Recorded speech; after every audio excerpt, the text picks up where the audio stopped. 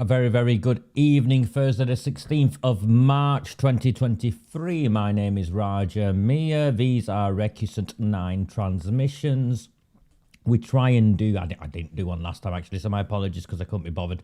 I try and do these follow-up transmissions, analysis of the council meetings. So last night was the last of the full council meetings. They were the last of the, let me get myself... I need to get myself straight on this. Let me get myself ready.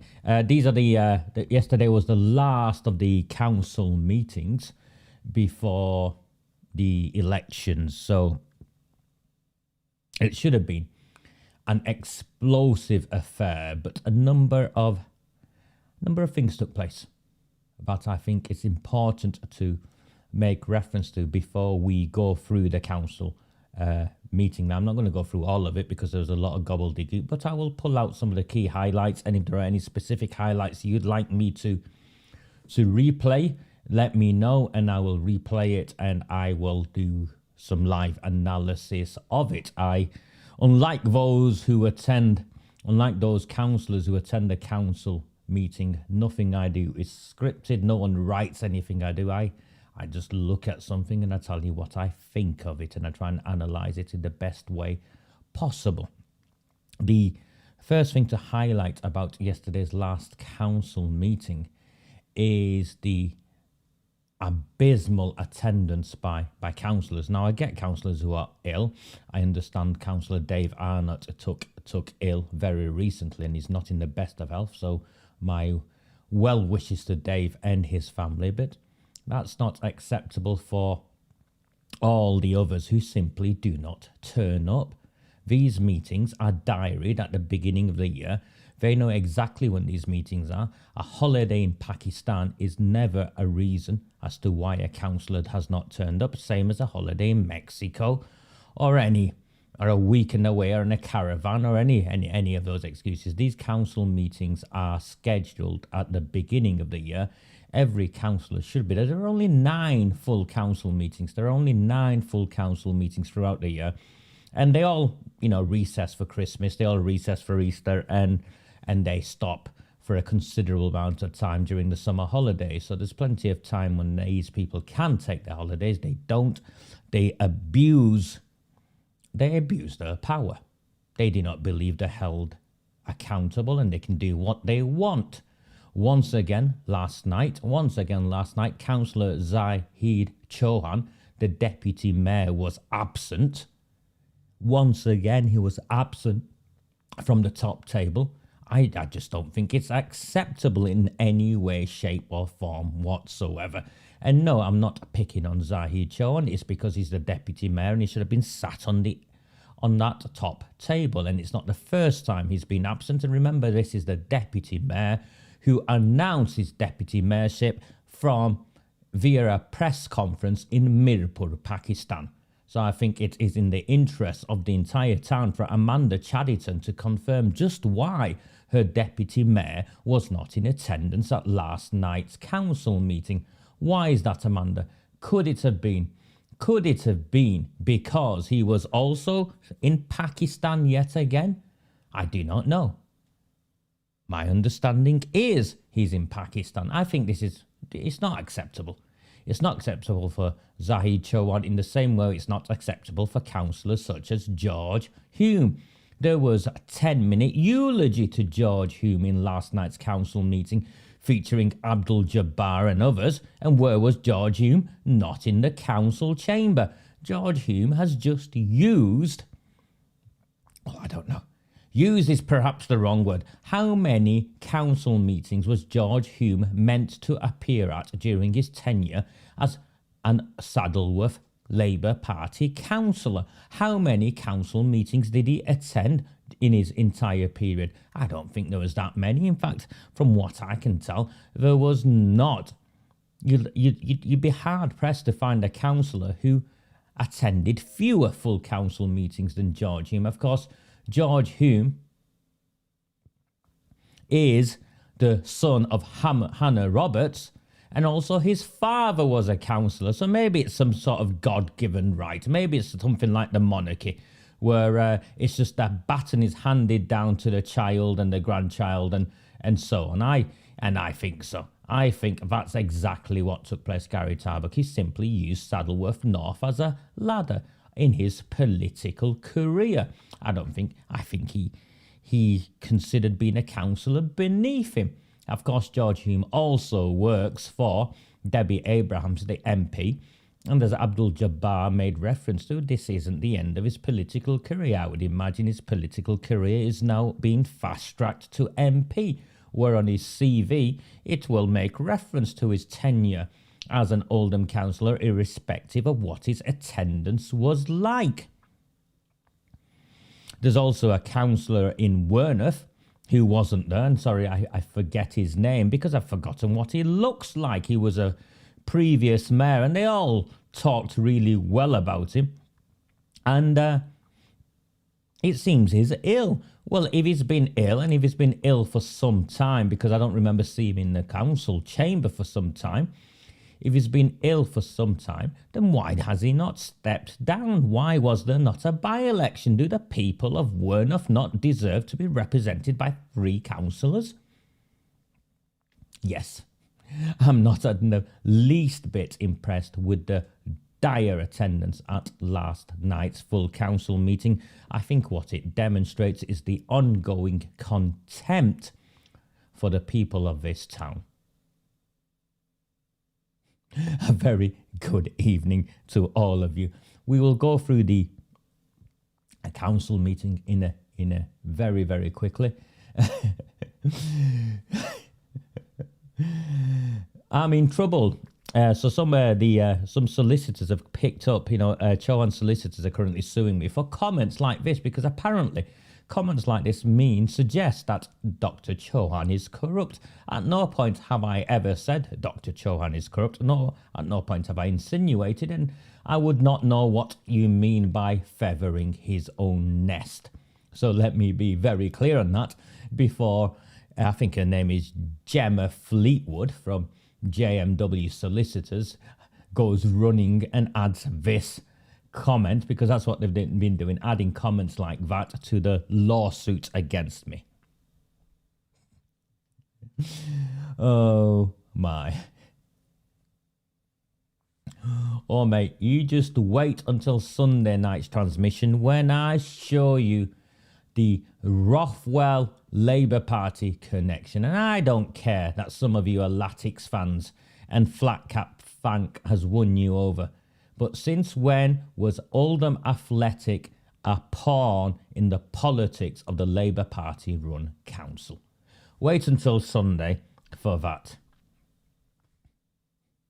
If you find value in these transmissions, please like, please share. There's 146 of you already with me this Thursday evening.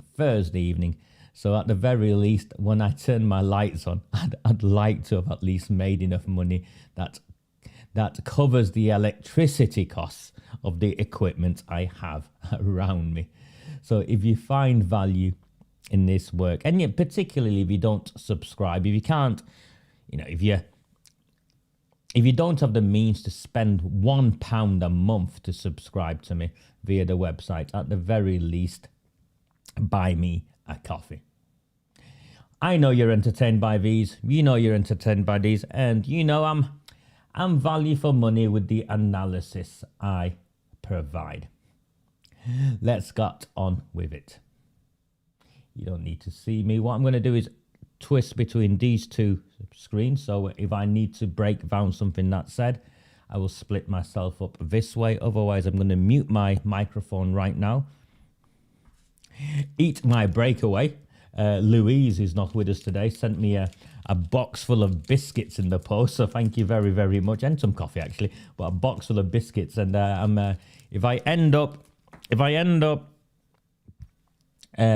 struggling to ride a bicycle in the way I imagine Amanda Chadderton would struggle to ride a bicycle, it's all on Louise. And a very good evening to my nephew. This is my nephew, who phoned me up yesterday. Was it yesterday? Yesterday, day before yesterday. I had to go and see his mum, my cousin, thinking there was something up with her. But you know what he'd done? They'd cooked me my dinner. So I've frozen it all, mate, and I'm having one meal a day. And it's, thank you very, very much. Let me start. But please do like. At the very least, press the like button. There's 42 likes. There's 152 views. So at the very least, press like if you're not going to buy me a coffee.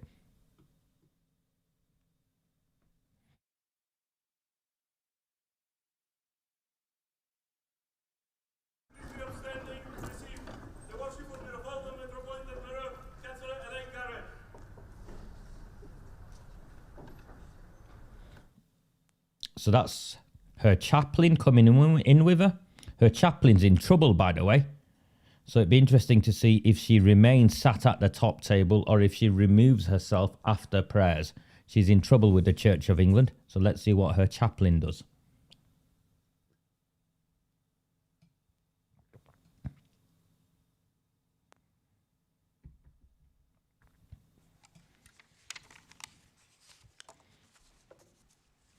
Before we start prayers and the meeting, could I ask all present to please treat everyone in this chamber with respect, including my chaplain, Reverend Jean Hurlston, where prayers are said. Can I ask my chaplain to say prayers? Okay, so she's going to say her prayers, so let's fast forward. God, we meet Councillor Amanda Chadderton to speak. Thank you, Madam Mayor. And can I welcome Kira? And yes, you saw her leave. Did you see her leave? So in past meetings, the chaplain has remained sat. In past meetings, the chaplain has remained sat at the top table. Today, she said her prayers and left, and that's the consequence of a campaign led by Peter Brown, Julie Haywood, and others, Debbie Lordy, who have been in dialogue with the Church of England, disgusted at the way in which the chaplain was involved in saying prayers on behalf of the council at the CSE special council meeting, where Amanda Chadderton, the police, Andy Burnham were forced to apologise. And what took place? The chaplain wanted people to pray, to listen to what the council had to say, rather than pray for the victims and what they had suffered, what the victims and the families had suffered. So that is your lady of the cloth. And she has been shamed into having to leave the council top table. And that is what many of you do not see, is the tireless campaigning that goes on in the background to hold these people to account, unless you think the people who go to these council meetings and sit at the back are in any way holding them to account, because most of us have been stopped from attending. Let's see what Amanda Chadderton has to say. And Hannah as well to this. I won't take up too much time, because this is about the 3 young people that this council has chosen to recognise with the Civic Appreciation Awards. Now, as a council, we're committed to children and young people, and as well as supporting them to have the best opportunity. Okay, so what she's trying to do immediately in this council meeting, the last council meeting, is they've invited 3 young people that they've selected themselves somehow to receive these awards. And they've brought them to the council meeting. 2 have turned up. 1, I think, is too ill. And for those of you who are applauding and supporting this, you shouldn't applaud, or you shouldn't applaud, and you shouldn't do anything of the sort. Because what these young people are is simply, the way I view it, cannon fodder. What they've done is, these are human shields, the equivalent of human shields, to deflect and divert away from the serious business at hand, which is the contempt in which they hold the members of the public and the complete and utter failure to govern this town. So they are now hiding behind children. So I'm not at all surprised that a significant amount of this meeting was taken up with these 3 children, and then the youth council nonsense that followed. Indeed, Gary, they were used and they are pawns. And I'm sorry, mate, I've got the volume on at full, I think, on this via the connection I've got. And I'll have to apologise, because the reason why is I simply don't have the equipment I need. Okay, I'm using an old sound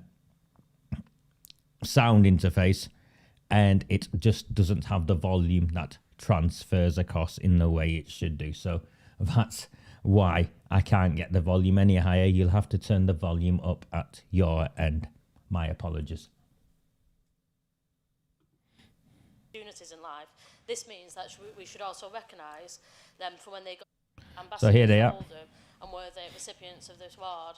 I'm sure you should be immensely proud of yourself. I'm sure your family and friends are immensely proud of yourself. I'm immensely proud.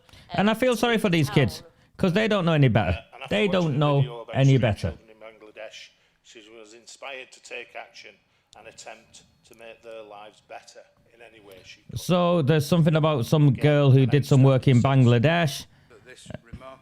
And here you go, you can see them all lining up.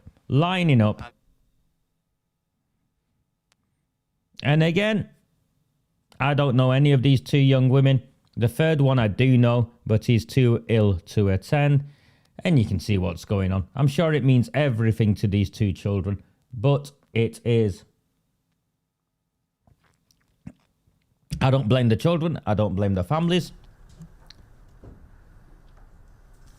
I blame Amanda Chadderton and her council officers.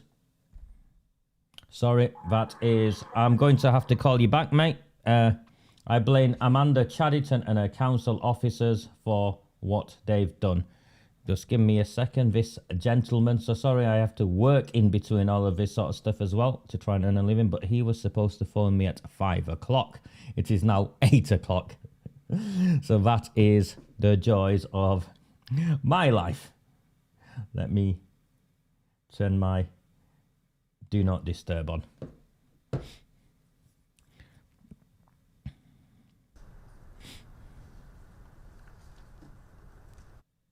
And you can see we're 23 minutes into this council meeting and they're taking photographs with these young people.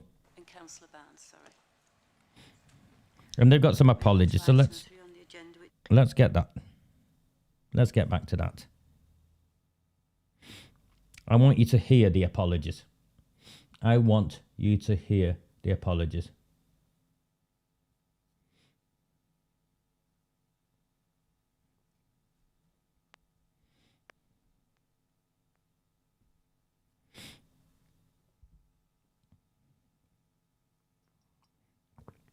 I don't know how those children were selected. For those of you who asked me, I've not been able to identify any nomination forms anywhere, and I've not been able to find any voting or anything. So I would imagine they were hand selected. They were hand selected, and yeah, I'll let you decide. So we have all three leaders of the parties, with the mayor taking their photographs. Oh, no, not Amanda Chadderton. Why is Amanda? Oh, there she is. Yes, Amanda. All three leaders of the three main parties taking their photographs with these two young people and some big, big certificates.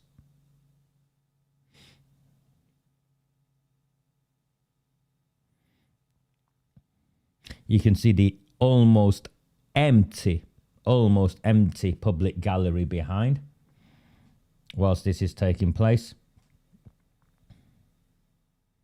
And the children leave. And again, I keep saying it, I have no animosity towards these two young women. I've spent my life working with young people. I admire young people. And if anything, I feel uncomfortable in the manner in which they are used. But have a look at how well dressed those two young people are in comparison to our council leader. Look how well dressed those young people are in comparison to our council leader.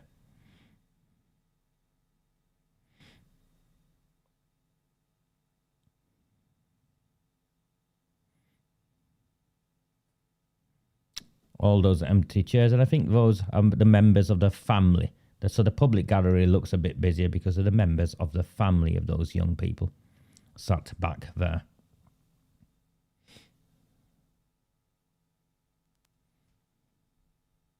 As I said, Denise, I have nothing but admiration for these young people. I just think they're being used.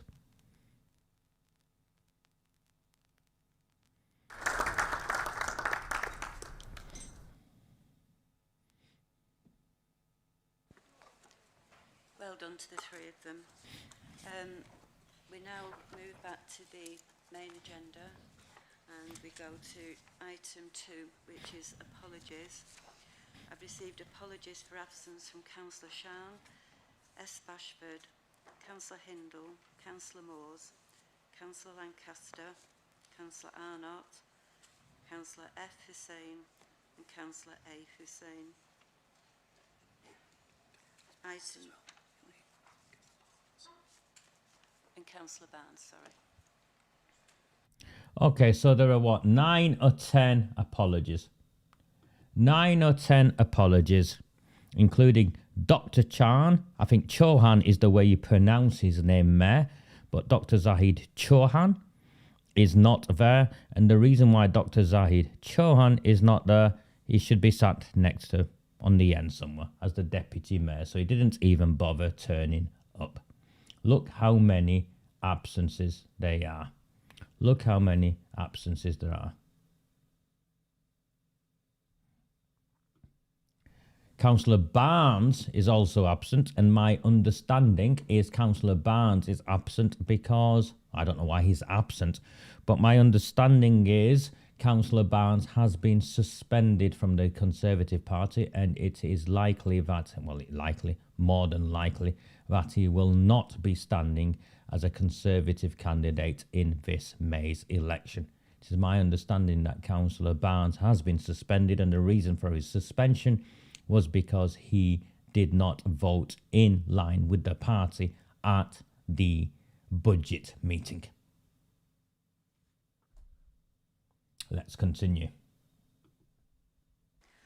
Move on to item 3 on the agenda, which is the minutes. Is Council agreed that the Council minutes from the meeting held on the 14th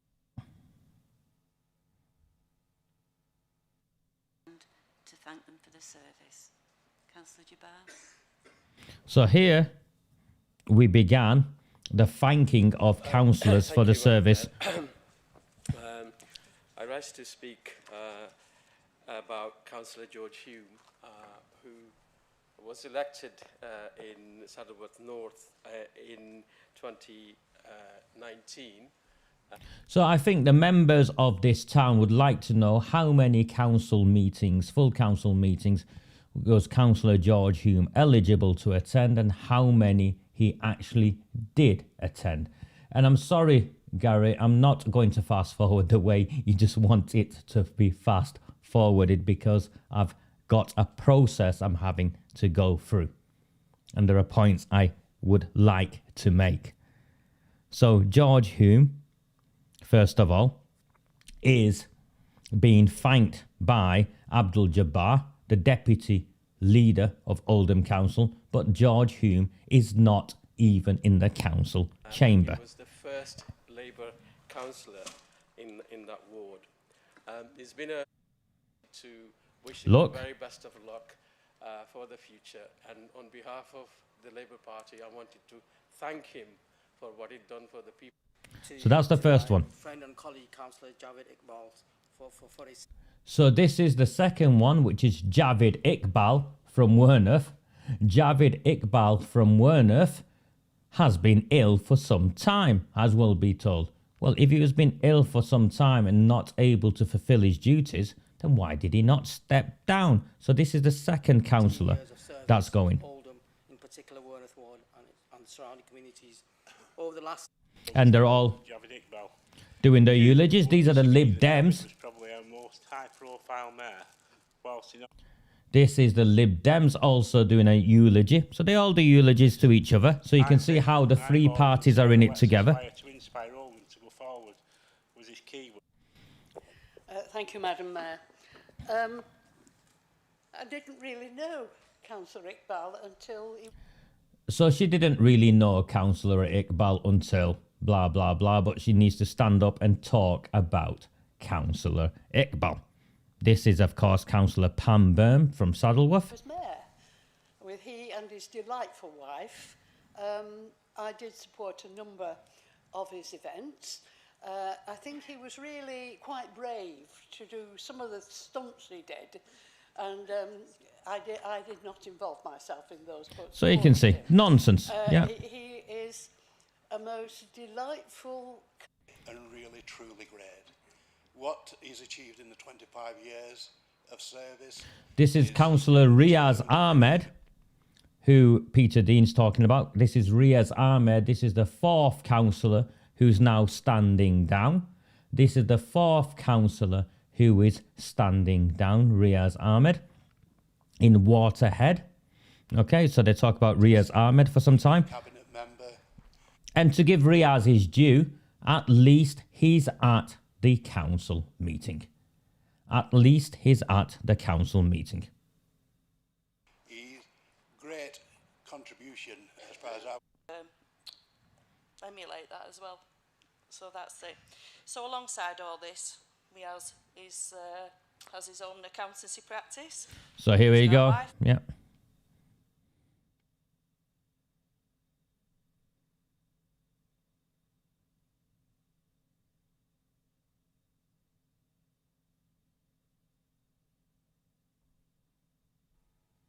Thank you, Madam Mayor. Sometimes, if you hear something, it's worth hearing 3 times. And to be honest with you, these two over there have basically just said pretty much what I've got written here. But there are a couple of things that, I'm not going to go through it all, but there's a couple of things I'll look out. Riaz has been a magistrate for 27 years. Okay, we're now 42 minutes into this meeting. Remember, 42 minutes. These council meetings are limited to 3 hours, yeah, or they're limited to 2 hours. So they're limited. I think 3 hours are limited to. So these council meetings are limited, time limited, and all of them are patting each other on the back. So that's 4 councillors gone so far. First councillor gone so was George Hume. Then it was Javid Iqbal. Then it was Riaz Ahmed.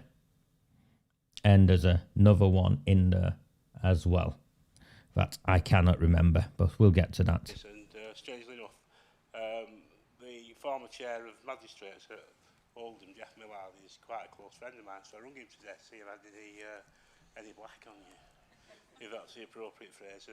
But he said, actually, you're a good guy, and he sends his best wishes. Now, my contact with Riaz has always been via the audit committee, and when I was reading it, you can see it's just nonsense. As well as a constant smile He's, on his face. He's still talking. Still talking. That was a bit strange. And this is the bit I think it's worth viewing. My whole outlook on the role of the mayor has subsequently changed. Thank you, Councillor Guster. Councillor Sheldon. Thank you, Madam Mayor. I'm pleased to be able to say a few kind words to recognise the retirement from the Council of Councillor Ahmed. Although we hail from different parties, having previously worked as well as Councillor Gloucester on the Audit Committee, I've always found Riaz to be fair, thorough and well researched. His contributions were always thoughtful and meaningful to whatever the debate of the day was. He also served diligently as the Mayor of Oldham between 2002 and 3 and was recognised with the OBE in 2008 for his services. Both to Oldham Council. You can see this is just nonsense. This is just, you know, they're just going on supporting you. We're talking nonsense. Patting each other on the backs. It's just an absolute joke. So here, and if there was any sincerity, they wouldn't be reading it off prompt cards, would they? And she started crying. She started crying. I feel a bit flaky because it's me next. So, Councillor Mushtaq, Harrison, Hamlet, Chadderton and Hoban. Thank you. Thank you, Madam Mayor. I bet that was a bit strange. Having spent last year as consort to the Mayor myself... Oh, shut up, Mushtak. The Mayor has subsequently changed. And here you go. Outstanding. So, in Elaine's own words, she said... Look at them all. Things were really, really difficult if we reflect back on some of that. But then if you come out of this chamber, do you know, the past 12 months have been absolutely huge. You know, Louis has referenced times of national... I just want to play her speech in total. I know how proud you were to lead the town through the celebrations of the coronation 11 years and to the people of Oldham over the past 12 months. As other people have referenced, you don't need to tell me that, you don't need me to tell you that there are times this year in this chamber it's been quite challenging, and probably as a mayor you faced more challenges at council and public meetings than previous mayors have had. You've handled that impeccably well, with dignity, got on with things at a time. Okay, so we're clear.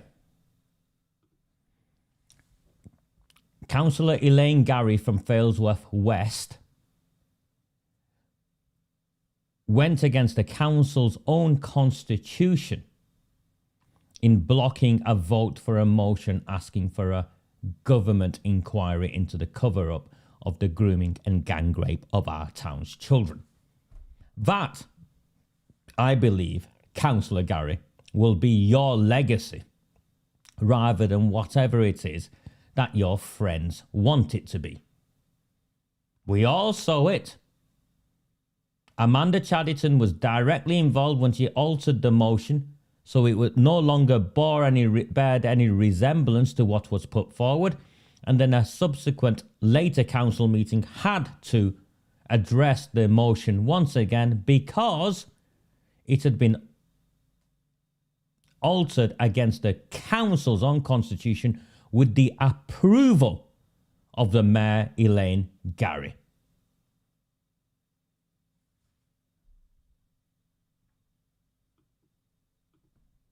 You know, where things were really, really difficult if we reflect back on some of that.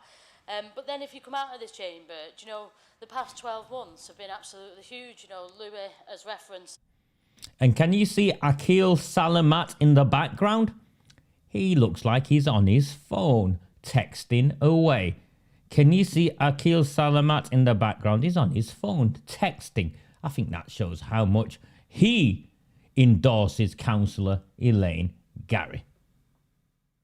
Times of national significance, firstly through the celebration, and I know how proud you were to lead the town through the celebrations of the coronation of the Queen, pretty much as soon as you were elected, wasn't it, as mayor, and then obviously with the passing of our late great Queen as well.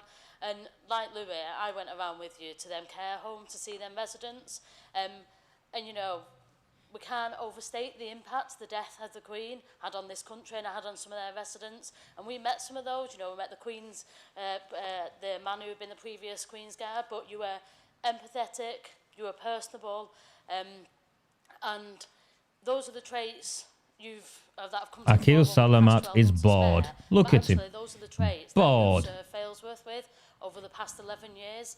You will be a huge loss to Failsworth, but for us... Why will she be a huge loss to Failsworth?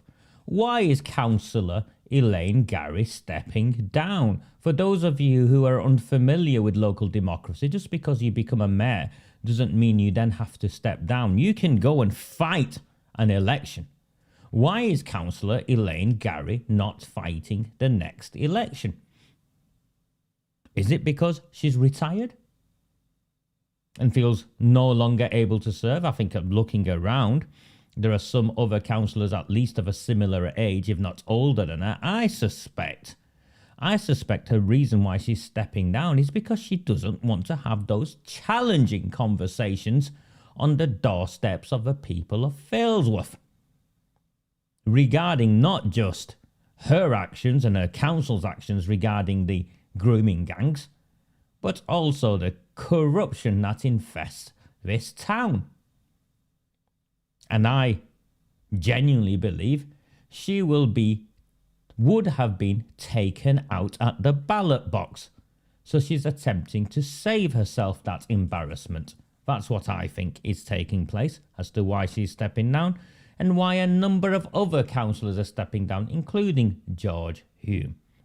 Javed Iqbal, of course, we know, even though he is ill and hasn't stepped down whilst he's ill, I think he would have carried on if Arooj Shah hadn't been imposed into St Mary's and Naila Hussain been moved to Werneth. Someone had to give way, and that's Javed Iqbal.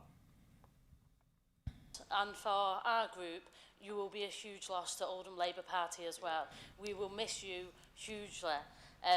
Thank you for everything. Enjoy the retirement, enjoy the time with Steve, and enjoy the time with your grandkids, Madam Mayor. Thank you. Thank you, Councillor Chadderton. Councillor Holbin. Thank you, Madam Mayor. I would just like to say from what Councillor Mushtaq says, possibly the naughty corner in your year as sat in that chair, how grateful we are for the work that you've done in your role, how grateful we are for the work that you've done for the town and for Failsworth. And it has been a difficult year for you, and you've done tremendous representing this town, sat in that chair, and across the borough in the things that you've done.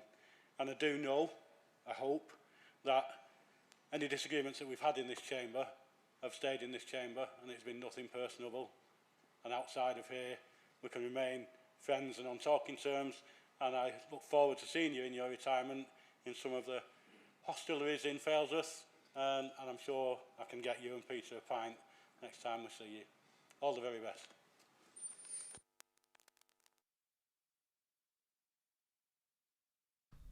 Would I have done that, what Brian Hoban did? Not at all. Not at all. But that's why I'm not a politician. I would not get up and say words that I did not mean. Because I'm not a politician in that mould.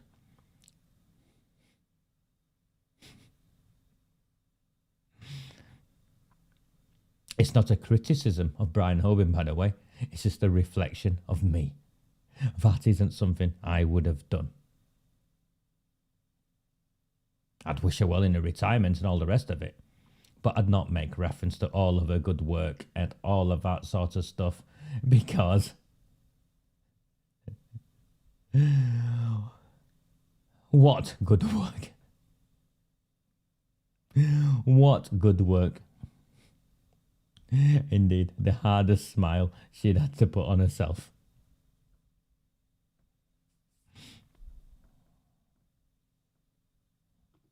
You can see it that way, mate. I wouldn't have done that. They covered up the grooming and gang rape of our town's children. It starts for me there, it ends for me there.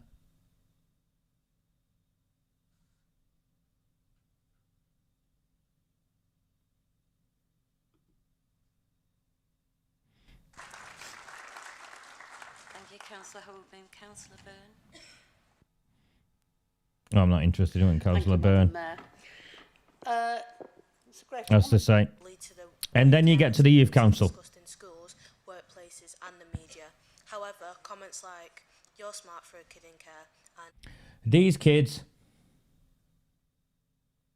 These kids want protected characteristics, the same as if you're disabled or a woman, or religious discrimination, racial discrimination for those who have been in care.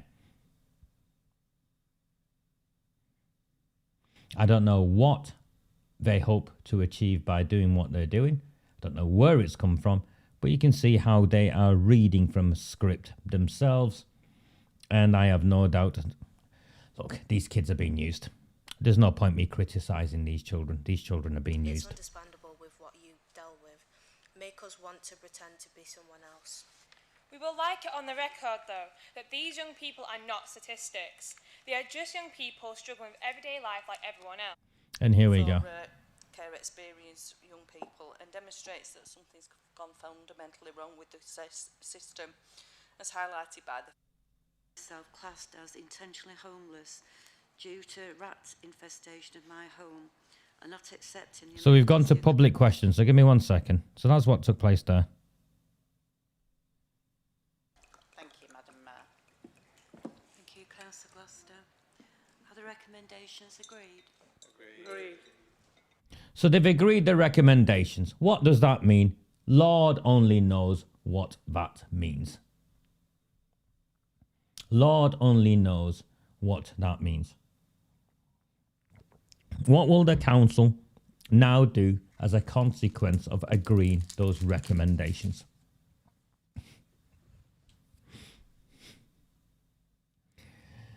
Oh my. We are 1 hour 15 minutes in, 1 hour 16 minutes in. So we're well over an hour in and nothing has been done. Now let's move on to public questions. Councillor Byrne, you've got your mic on.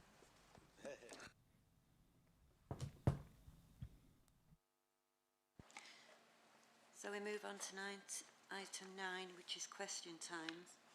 This part of the agenda is question time, where council will consider all questions submitted in the order received, starting with public questions.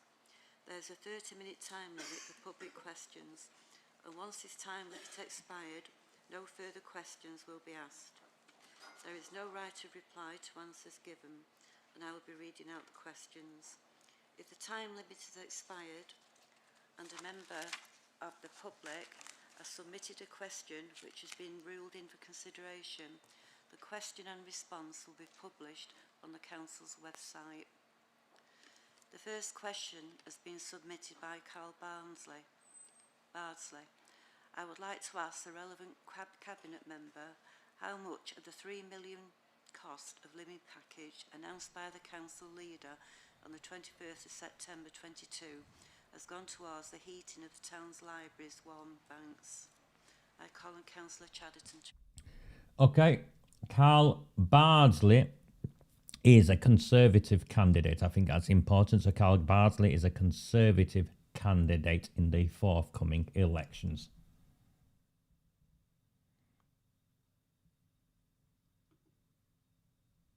Respond. Thank you, Madam Mayor. Can I thank Mr Bardsley for his question? In Oldham, we have 37 warm banks across the borough, and 11 of these are council-owned libraries. No additional funding has been allocated to Oldham libraries as the warm banks, as they run during normal open hours, which include evenings and weekends. In addition to the 11 library warm banks, we also have helped 26 community groups establish warm banks, making support much more accessible for our residents in their local area. Approximately £40,000 has been allocated to support the running costs of these community facilities, paying for heating, lighting, staffing and refreshment. The support of our voluntary community has been absolutely amazing over the past 6 months, with many warm banks put in place quickly in response to the cost of living crisis. Thank you, Madam Mayor.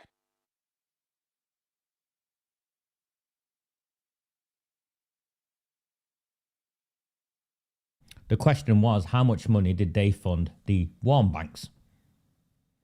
The council has a history of support, of taking money they've got for these sorts of things and channeling them into their own resources. Now, it was a badly phrased question, because what's ended up, Amanda Chadderton enjoyed answering it.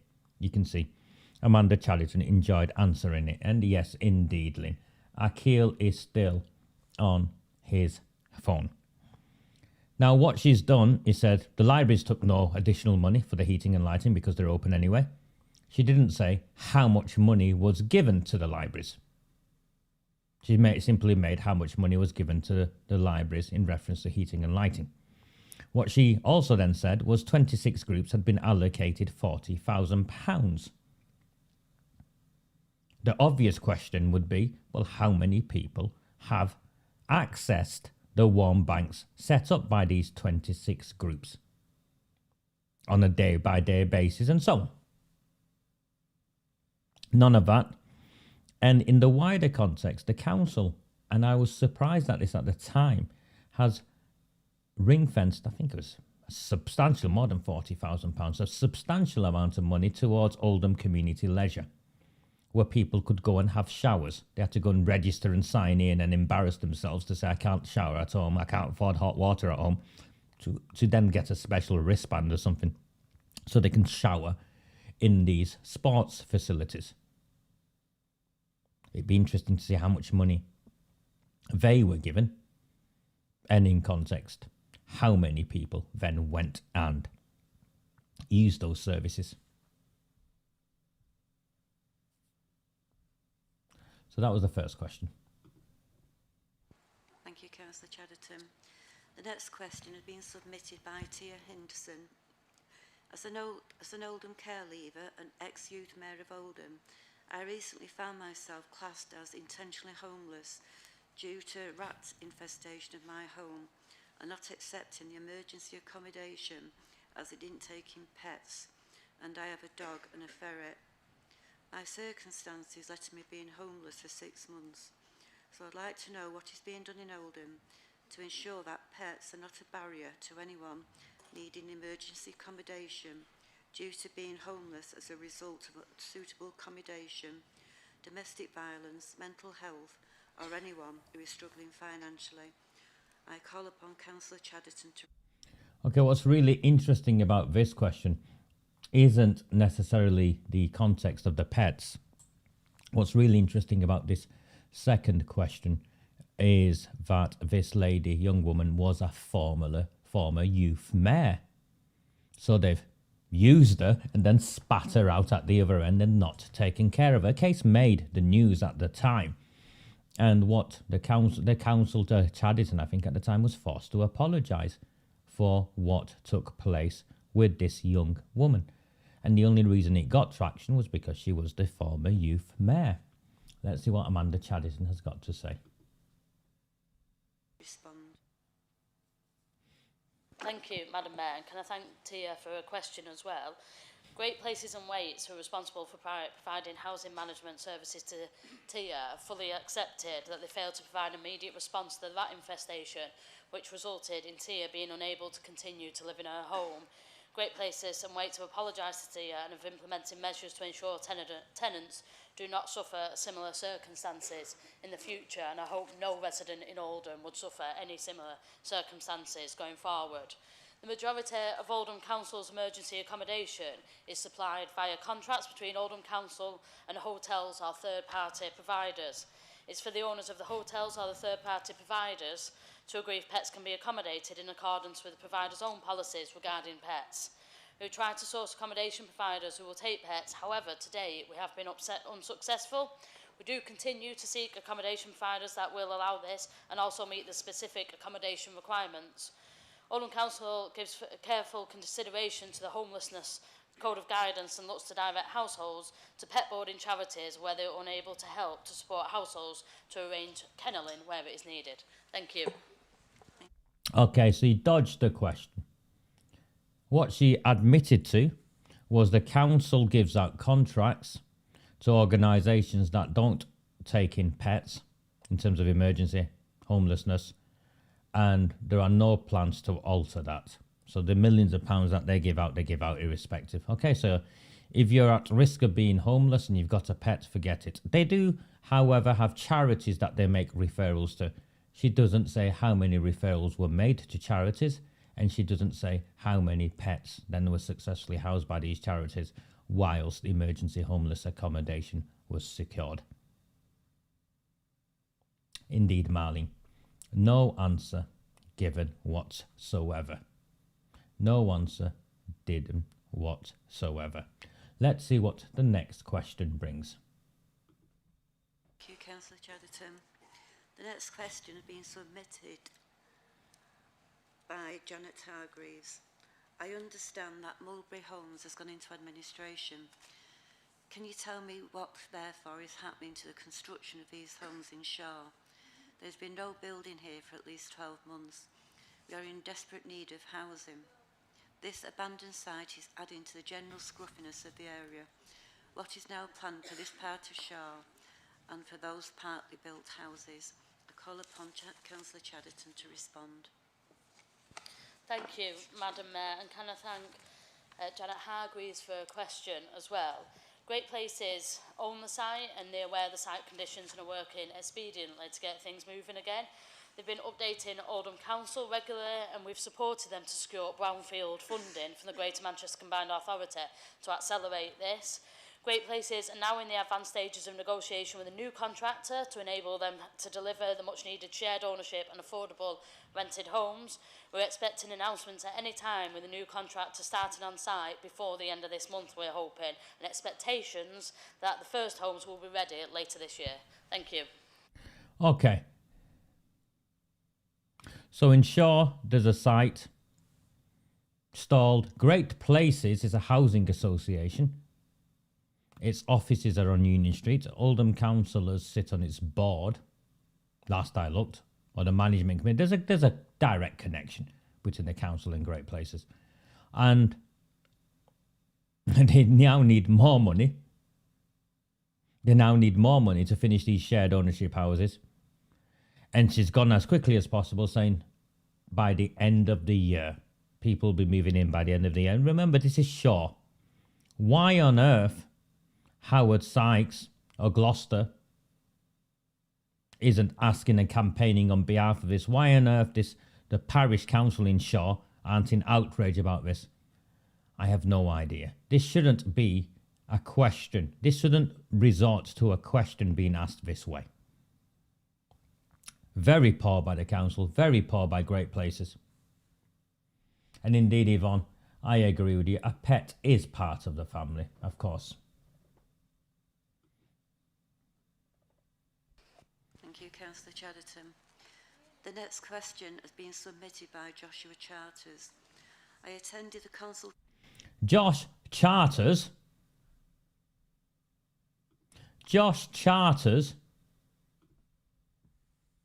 is a want-to-be councillor in Durka. He is the stooge. Josh Charters is the stooge that helped kill public question time on behalf of his Labour Party pals when Sean Fielding was council leader, to kill time and run out of time so that a question could not be asked on the cover-up of the grooming and gang rape of children. That is who Josh Charters is. And Josh Charters now wants to be a councillor in St James, Durka, Sholver, streets he's never walked up and down before, I'd wager. Of course, he was in Saddleworth, Western Leeds, then somewhere else in Saddleworth. Now he's desperate. He's desperately trying to become a councillor. So he is, and again, I struggle. I disagree with this. Want-to-be councillors should not be abusing public question time to increase their profile or to kill time or give opportunities, planted questions for councillors to be able to grandstand answers on. That has never been the intention of public question time, and for this abuse to continue is outrageous. Let's see what Joshy the plant has to say. For the proposed new homes in Durka, which was held in December by Hive Homes. And I wanted to ask the relevant cabinet member when we'll see these new affordable homes delivered in Durka. Can they also provide an update on the accessible homes being built on Flint Street and when they will be available for those in need of vitally important homes? Councillor Chadderton. Thank you, Madam Mayor. And can I thank Josh Charters for his question as well? Hive Homes have already started pre-construction works in preparing the area for building works, and the legal contracts between Hive and the council have now been exchanged. We anticipate that the main construction works will start in the next couple of months.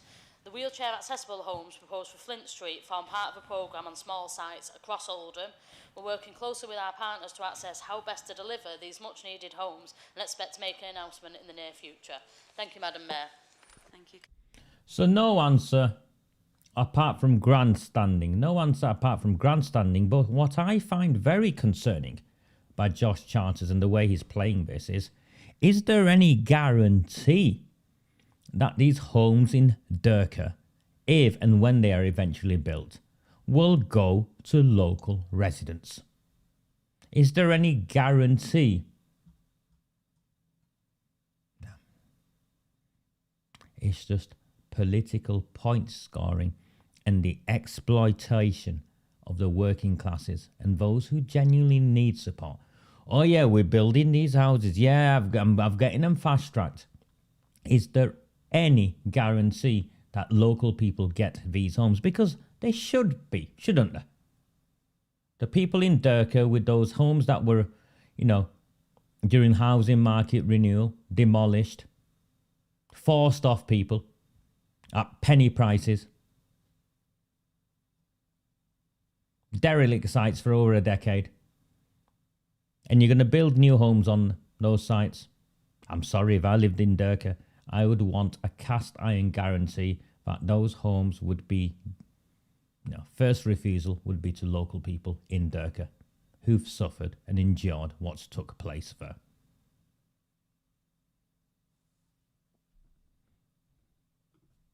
Councillor Chadderton.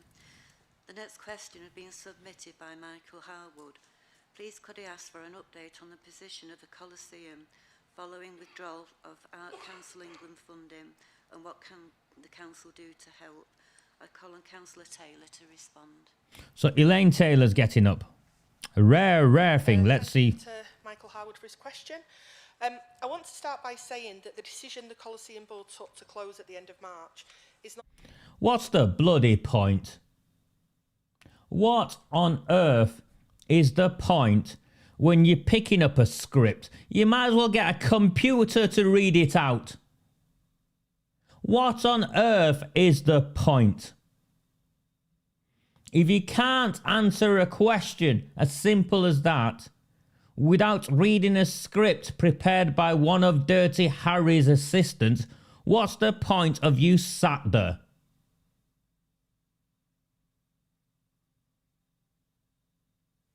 Indeed, Gary. The real power in the room sits either side of the mayor.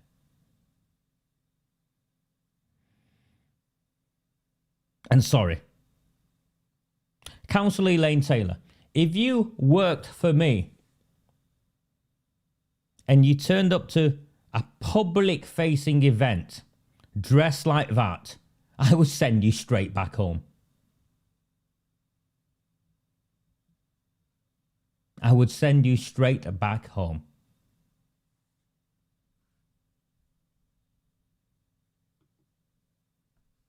Because of anything that Oldham Council has done. Our funding to the Coliseum remains, as does their rent-free use of the building. When the National Portfolio Organisation decision was announced in November, we expected the Coliseum to carry on operating. Presumably, so did they, because they put the tickets on sale for the pantomime.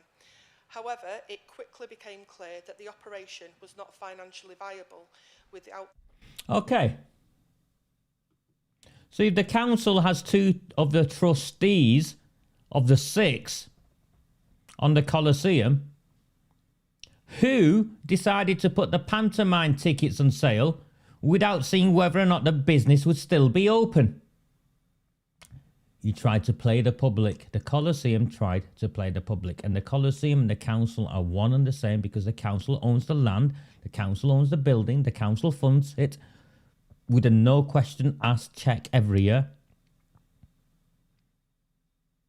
No. The Arts Council England funding. And unfortunately, the Coliseum Board made the decision to close their doors. Like many people across Oldham, I was obviously very upset by the news that the Coliseum Board had decided to close, but it is clear that their financial situation, since they lost the Arts Council funding, is incredibly challenging, and they are having to make some tough decisions about their future. As an independent organisation, we cannot control their decisions or speak for them, but we can and have supported them during their difficulties. The Coliseum have recently appointed new board members who are leading work on the organisation's future. We are in discussion with these board members about future plans, as well as plans for investment in arts and culture in the borough. Oldham has a rich cultural heritage, and we recognise the value that this brings to the town. That's why we have committed to building a new theatre on Union Street. Plans for the new building are being... It's not a theatre. How dare she make a reference to the new space as a theatre? It just shows how little she understands as to what a theatre actually is. The new plans on Union Street, the old post office, the local interest centre, is not a theatre. It is a performance space. It is not a theatre. And Elaine Taylor, whoever scripted that for her, Amanda Chaddderton and Mushtaq either side, all know it is not a theatre.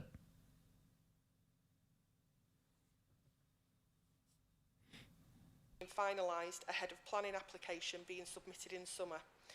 We continue to work with the Coliseum board to shape what their role might be in the new theatre and hope a way can be found that protects the artistic legacy of the Coliseum and maintains a producing theatre company in Oldham. Thank you. What a joke of a response. What a joke of a response. You pay for this. You pay for this calibre of leadership.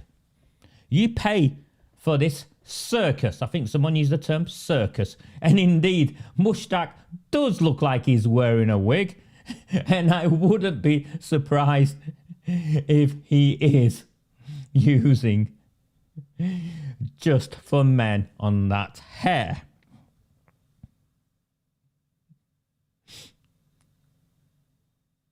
And no, I don't use Just for Men on my hair, which is why my hair is quite happily going grey as it is. It is outrageous. And you can see Mushtaq is on his mobile too. You can see the reflection on his face. Amanda Chaddderton, leader of the Oldham Council. This is a question, a genuine question for the leader of Oldham Council, to the mayor who chairs these meetings. How is it acceptable for these people to have their phones on during the meeting? They only have 9 council meetings a year. Once they're there, why are they not present, aware and focused? Why are they tapping away on their phones? It's rude. It's disrespectful. It is only another way in which these people demonstrate their contempt for the people of the town. Contempt for the people of the town, which is what that prescripted answer read the way it was by a woman wearing a scruffy green jumper, a councillor dressed like that. Contempt. Nothing but contempt. Thank you, Councillor Taylor. The next question has been submitted by Vicky White. Parking around schools at the start and end of the school day is a problem in Chadderton. Residents complain about people parking across driveways, on corners, making it hard to see oncoming traffic and ignoring requests to move their cars, causing obstruction and preventing residents getting to their homes. Are there any plans to find ways of improving the situation, making it safe for children to walk to school and bearable for residents? I call upon Councillor Roberts to respond. Thank you, Madam Mayor, and thank Vicky White for her question. As more and more children are now driven to school, parking concerns in local communities have increased significantly, as she describes. Residents report that parents... Hold on, I'm just pausing that. I agree with you, Gary. Shirt and tie, minimum. Which is why, look at the scruffy git behind her. Colin McLaren. Just look at him. And this question is by a Labour stooge. This is just another, they're very unhappy at that they didn't get the parking school whatever zone around Chadderton that they tried to force through without consultation. If Oldham Council actually consulted with the local community first and worked in partnership with them, what a novel idea that is, then perhaps something would be done more, you'd get people on board. And my brother, I've shared with you, lives near Hume, so this isn't just a problem in Chadderton, it's a problem across the town. in terms of parking and people dropping their children off.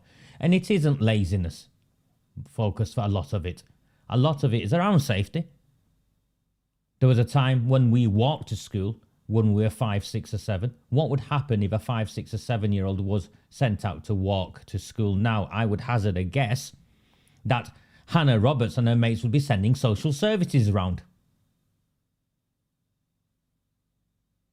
Additionally, many parents have got to drop them off because then they go on to work.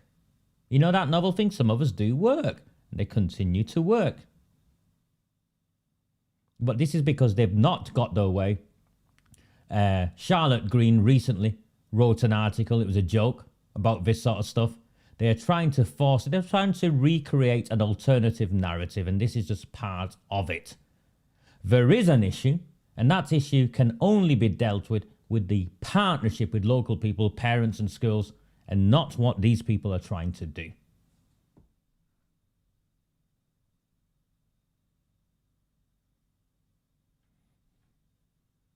And once again, indeed, Tracy, I have never come across in my life a set of people who are not capable of not only reading from a script, but also having such poor diction. It's a complete embarrassment.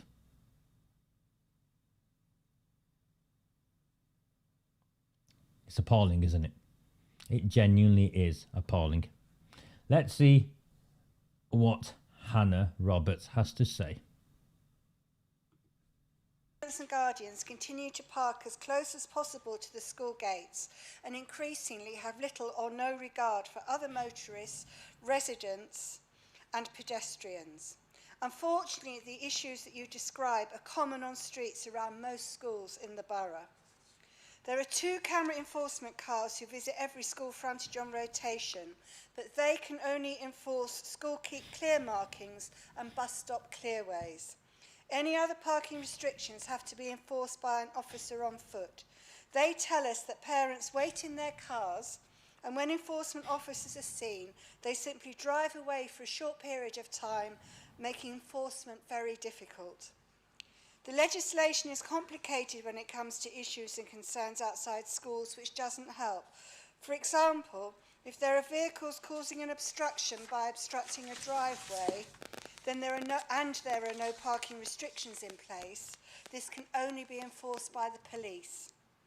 I share the frustrations and increasing concerns from local communities and from schools themselves. I know that head teachers frequently write to parents asking them to be more considerate, which is why the council is supporting a school streets programme.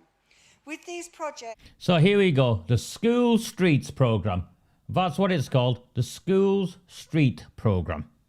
The council works with communities, partners, schools and local businesses to explore a range of initiatives which might help to encourage children to choose to walk or cycle to school, so active travel initiatives. Cycle to school. Cycle to school. Are they having a laugh? Is Hannah Roberts and her mate in the council having a laugh? One of the poorest towns in the country, chronic overcrowding in the many houses, and they're going to cycle to school.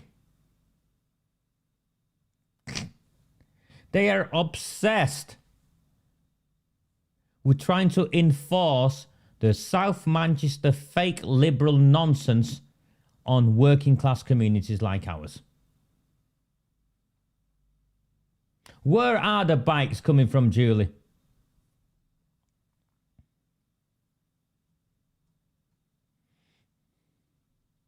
That's what it is, and I will do something on the 15-minute cities at some point in the future, and those of you who are worried, you have every right to be worried. They are creating ghettos, new ghettos through which they can restrict our movement. Their movement won't be restricted, but ours will be. That's if they're allowed to get away with it.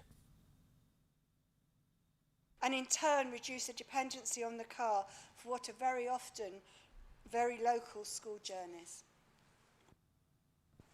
Thank you. So that wasn't even an answer. And I'd like that ask that of every one of these councillors. When was the last time she cycled anywhere? When was the last time any of them cycled anywhere? How many Oldham Council staff cycle to the Civic? Lead by example, Amanda Chadderton. How many of you and your mates cycled to the council chamber yesterday? How many of your council officers cycle to the Civic for work?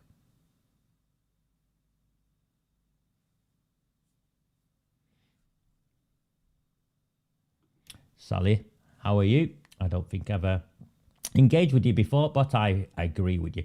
This council is a clown show. Never seen so many incompetent, incoherent misfits assembled together in one room, except maybe the nut house. You pay for this. You pay these people their extortionate salaries. Councillor Roberts. The next question has been submitted by Jason Pappy-Jones. The Egyptian rooms at the Old Town Hall is unique. I'm a bit anxious about the work just starting, even though it would be good to have the space used and more food choices in Oldham Town Centre. Can the leader assure me that the refit will preserve the historic features that give the room its name, and how long will the work take? I call upon Councillor Chadderton to reply. Thank you, Madam Mayor, and can I thank Jason for his question as well. The fit out of the Egyptian room has been granted with full listed building consent, which involved architects working closely with the council's conservation officers.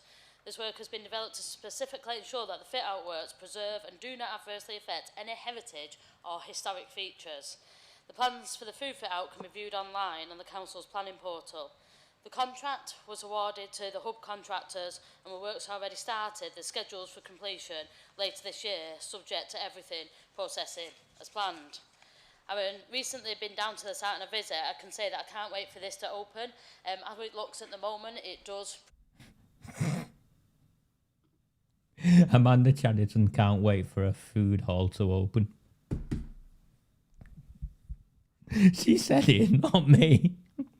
Amanda Chadderton can't wait.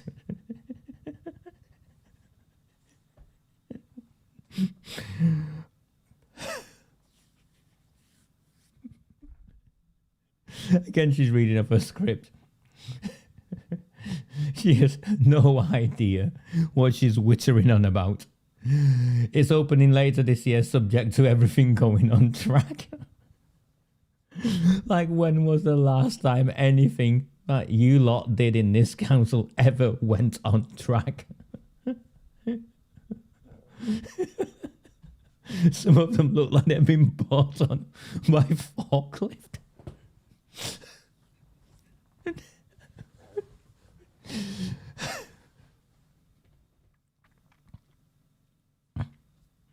Sorry. My apologies. My apologies. Preserve our heritage. It's absolutely incredible, that whole building. It'll be a real asset to the town, and I cannot wait to see it full of people, Madam Mayor. Thank you. So she's guaranteeing their heritage, isn't she? That's what she's doing. She's guaranteeing that none of the heritage in the Egyptian rooms will be lost as a consequence of the transformation. Nothing about the massive overspend. Is it 10 million and counting in terms of that transformation? And remember, at one point it would have made far more sense, and people wanted it and they didn't do it. And this was a Labour controlled council, by the way. People wanted it and they didn't do it. Was to move the Coliseum Theatre into the Old Town Hall and build all of the other stuff around it. Instead, they bought in an Odeon cinema, and my understanding is it's the cinema is actually subsidised. It's one of the few, if not the only, cinema in the country that's subsidised by the taxpayer. I'd have rather have seen the Coliseum in there, wouldn't you?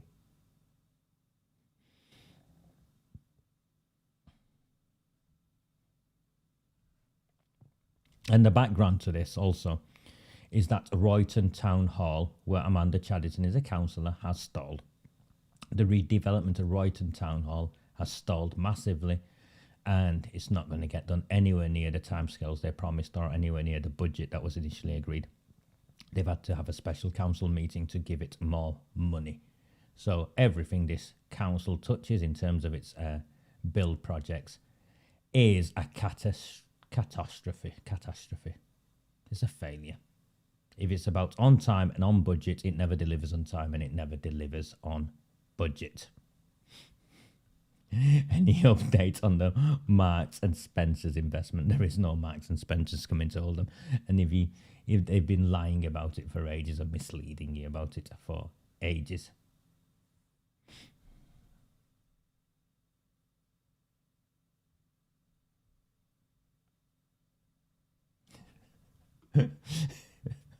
I don't know what to say to that, Evan.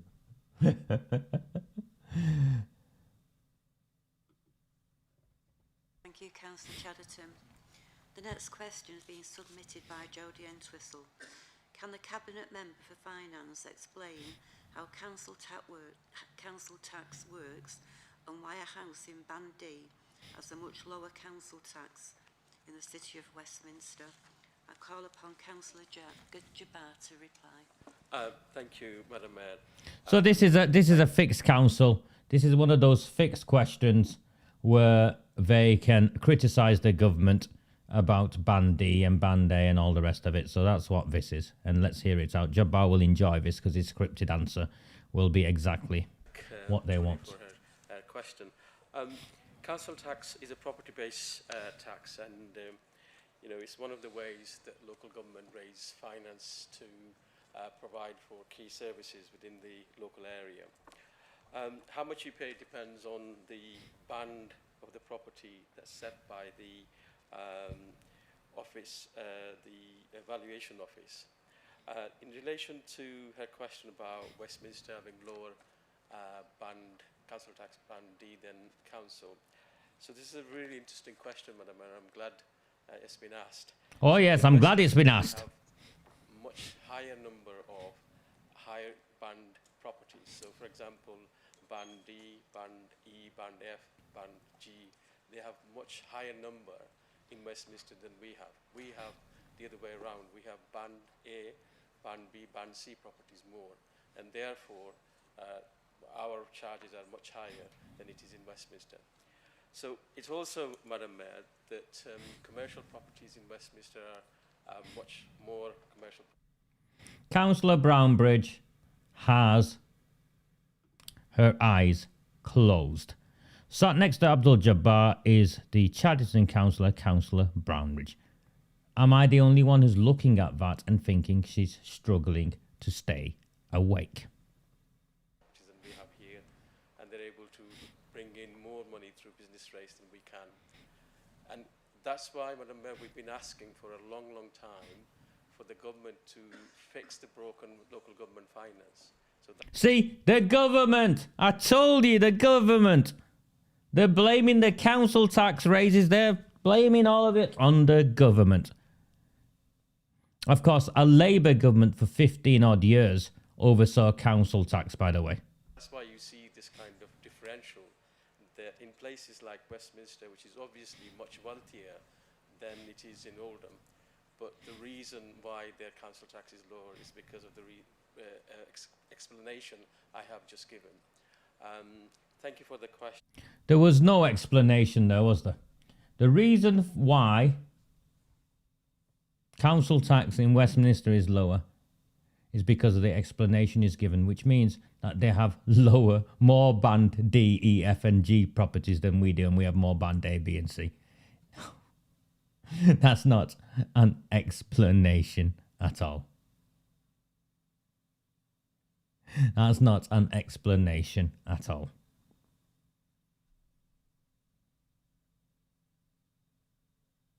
But Jabbar liked the question. My friend Imran, you can't say things like this, because if you say things like this, as I'm finding out, because other people apparently suggested that Councillor Chauhan was corrupt when I never suggested anything of the sort. I simply relayed publicly available information. I found myself being sued by Councillor Chauhan Because not that I said it, but because some of you thought that he is corrupt. That's why I'm being sued, by the way, by Dr. Chauhan. It's because some of you think he is corrupt. Apparently, allegedly. So when my friend Imran comes along and says Jabbar is the most corrupt council in Oldham, I've got to now bring it up that I didn't say that, and I don't think any of you should think that. At least he's wearing a suit. Come on, give him that. At least he's wearing a suit, and it looks like he's lost a bit of weight. I reckon that might be stress-induced. Jabbar is being very cocky because Jabbar will be re-elected. He knows he'll be re-elected in Coldust. So that's Karen. If they get their way, and I'll do a special transmission on Dr. Chauhan and his allegations, they will. Well, I'll be left with nothing, Karen, is what'll happen. And it just shows what the rich and the powerful can do, doesn't it?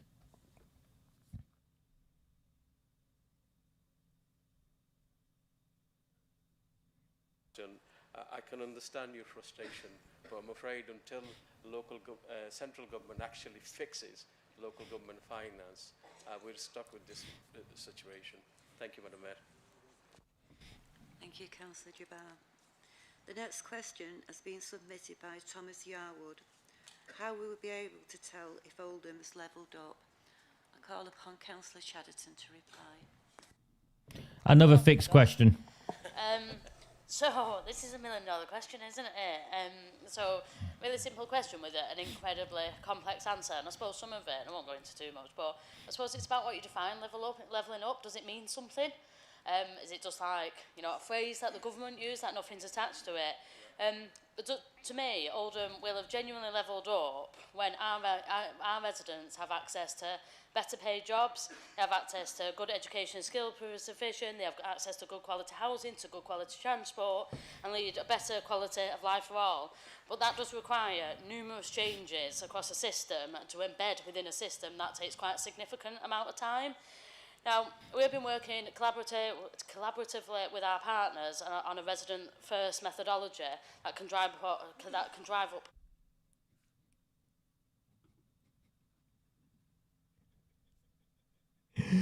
A resident-first methodology. You've heard that. Her council has been working in partnership with whoever on a resident-first methodology. Whilst she says that with a straight face, whilst the council chamber, the public gallery behind her is all but empty because her council is blocking residents from attending public meetings. What's your definition of a resident-first methodology? Make sure that you demonize them and criminalize them and abuse them and harass them.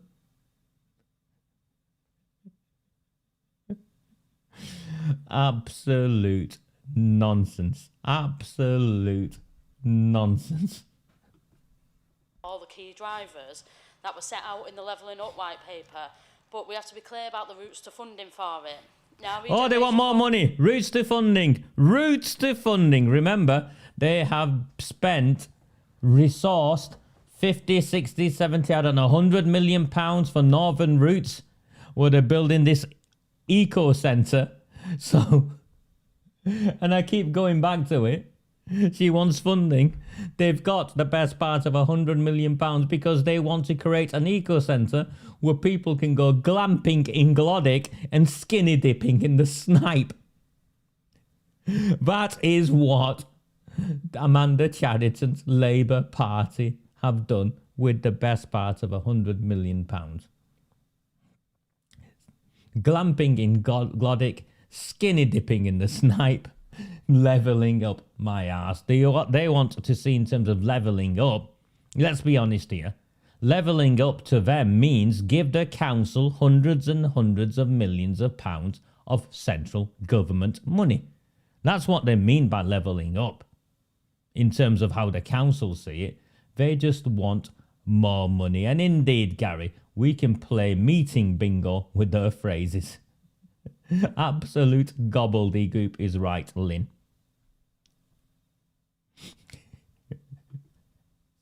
It wouldn't surprise Missy. Is delivering new education, new health, new employment, new housing. But successes include the new diagnostic centre in Royton, new schools in Saddleworth, a new school over the road. We're now levelling up bid for green tech as well. And we're excited to be working with Rochdale and Bury on our ambitions for Atom Valley. The Oldham Economic Review, a set of recommendations. Atom Valley, I think, just a little bit near the motorway falls into Oldham. There's no residential area there or anything. This is just desperation. That would help us grow the right skills and the new opportunities, which include roles in the Green Tech Centre and in health and social care.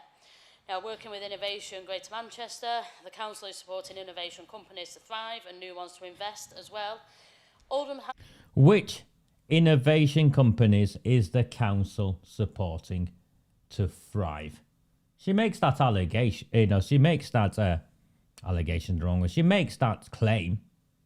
So which of these are the companies? Who?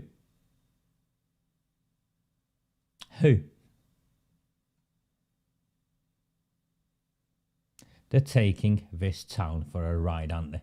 This Labour Party run council are taking this town for a ride.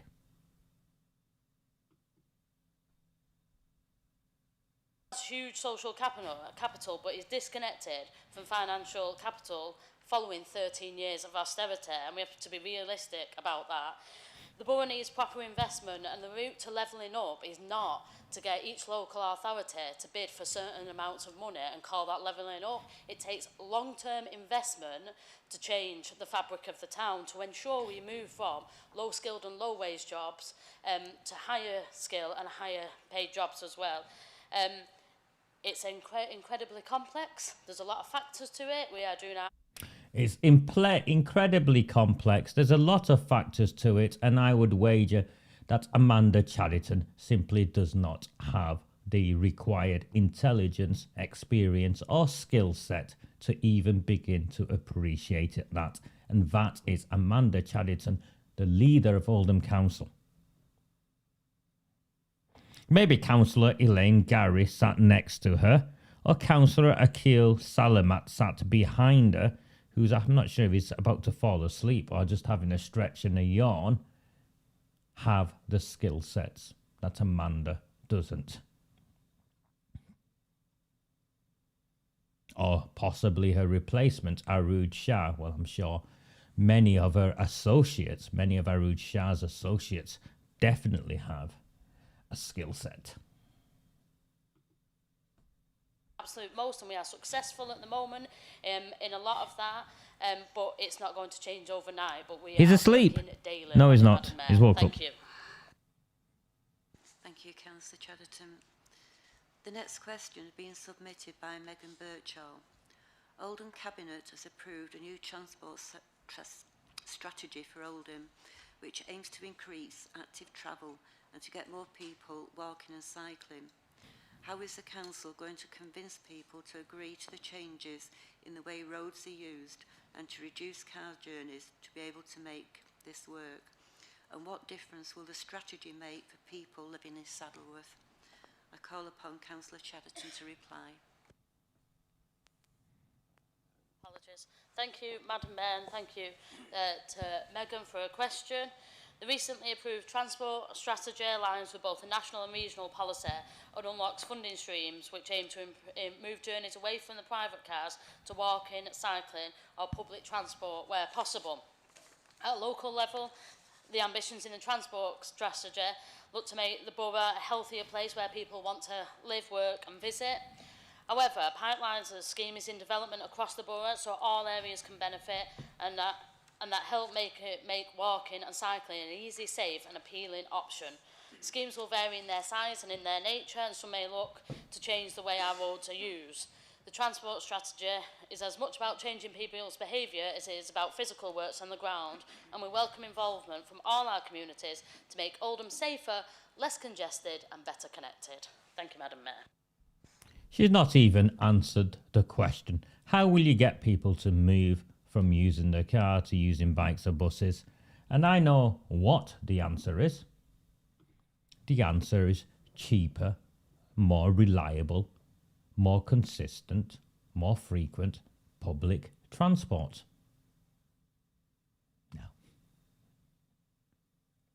No. I don't know how many times Gary is going to shout house. But I think that is a game that if people were allowed to be back into the council chamber, I could stand outside selling bingo tickets of words and events like such and such a councillor falling asleep or looking at their phone, and you could go in, mark them off and shout house. Oh, let's see if there's any more questions. I think that might have been it. Thank you, Councillor Chadderton. The next question you've got one more. submitted by Usman Latif. A. Can you please explain, as the Council of Oldham, how you are supporting the local area with the cost of living? B. Once the price cap runs out in April, can you confirm if people will still have the support of the Council in regards to gas and electric payments? I call upon Councillor Chadderton to reply. Thank you, Madam Mayor, and can I thank Usman for his question as well. To help those who need it the most, we're investing more than £3 million to provide funding for energy, food and childcare, as well as extending the range of existing support available, such as the Citizens Advice Service and community engagement teams, who go door to door, checking on people's welfare and helping them access the support that they're entitled to. We've also put in place warm banks in every district, open to anyone who needs a warm, inviting space through the colder months. And as part of the £3 million invested to support our residents, we're currently extending the Warm Homes team to provide additional support to residents of Oldham, providing telephone advice and home visits to support residents in understanding how to reduce energy usage and therefore their energy bills. Thank you, Madam Mayor. So, one, she doesn't answer the question again, but I got the impression that was a planted question, so they could talk about how much money they're spending. And she made reference to him as Usman rather than Mr. Latif or Usman Latif, so I'd get the impression that there's more going on there. And Akil is really struggling to stay awake behind Amanda Chadderton, isn't he? Or doesn't he look like it? Yes. I'm aging well in comparison to Akil. Akil sat behind me in English in our school. I'm his age. Yes. Whatever challenges I faced, I think I'm doing all right in comparison to Akil. Thank you, Councillor Chadderton. The next question is from Junaid Hussain. With central Manchester booming in the technology sector, it would be good to see the tech startups and smaller tech businesses locating to Oldham. It's an opportunity to attract businesses who may not want to be in the higher operating cost in central Manchester, but still want to stay close, not discounting the excellent transport links Oldham has to offer. This would not only help Oldham grow economically, but create opportunities for Oldham residents and local entrepreneurs. Does the Council have any prospects for such investments? Can Oldham Council request funding through the Northern Powerhouse Initiative? I call upon Councillor Akhtar to reply. What a staged question Thank that you, was. Madam Mayor. First of all, I'd like to thank you, Junaid, for the question. Oh yes, you're thanking Junaid. To a number of brilliant tech businesses, such as Cordley, Sudlow's, Innovative Technology and Needy. We want to build on this. These businesses are so great that he has to read them off a script to remind them what their names are. Encouraging businesses to start up, grow and relocate to the borough is a key priority for the council, and as such we do have several prospects in development. Through the Levelling Up Fund, the council secured £20 million, of which £8.8 million which will be used to create a green tech enterprise centre, helping to support the start-up and growth of business in that sector. The Green Shoots Enterprise Centre will be located in Oldham Town Centre at Rosebank. They will provide managed workspace as well as a location for green tech businesses. It will also provide a space for businesses to collaborate, innovate and support to help them grow. We are expecting the centre to be operational from March 2025. Money has also been secured.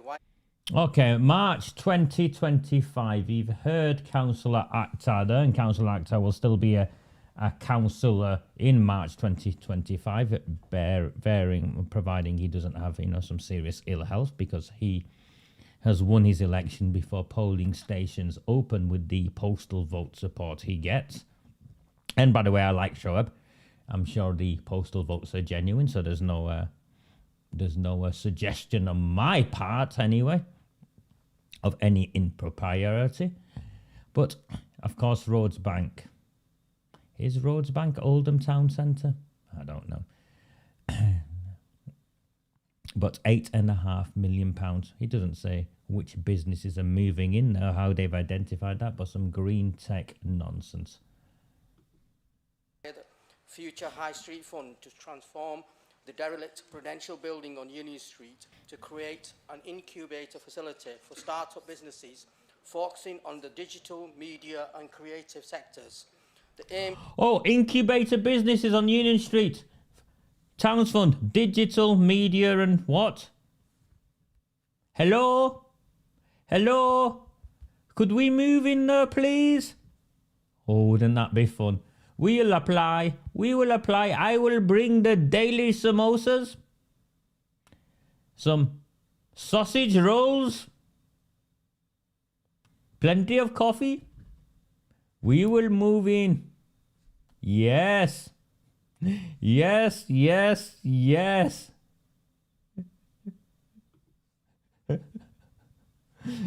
Oh, Karen, you know me well enough by now. To turn the 19th century building into a vibrant and modern workspace that will attract young and upcoming tech businesses. The building will be refurbished to create private and open co-working spaces and an event space, a cafe and a lounge. We are hoping that the Prudential building will be operational again from March 2025. Finally, a new business space known as the Hive is also being created as part of refurbishing the upper mall areas of the Spindle Shopping Centre, building on a legacy of excellent enterprising businesses here in Oldham. The Hive will provide a focus of activity for new and budding entrepreneurs. It will be a hub to link together different resources and social enterprises with entrepreneurial skill activities, as well as creating opportunities for collaboration and co-working by providing a space for businesses to meet, hot desk and co-locate. The Hive is expected to be open later this year and to kickstart the ambitions for new business growth and social enterprise here in Oldham. Thank you, Madam Mayor. Thank you, Councillor. Of course. These co-working spaces in the city centre of Manchester are competing with each other and basically offering free space in aspirational locations. Oldham Council won't be offering free space. They'll be wanting high rents. No one's going to use them, or very few people will use them. And they're just, well, let's see. Let's see what the Hive does later this year. Let's see how many people take up on it. In fact, it'd be interesting just to see what their expected take-up is. You know, if it's going to be a success, how many businesses will move in? How much income will be generated? These are the sorts of questions that I think are only fair to ask.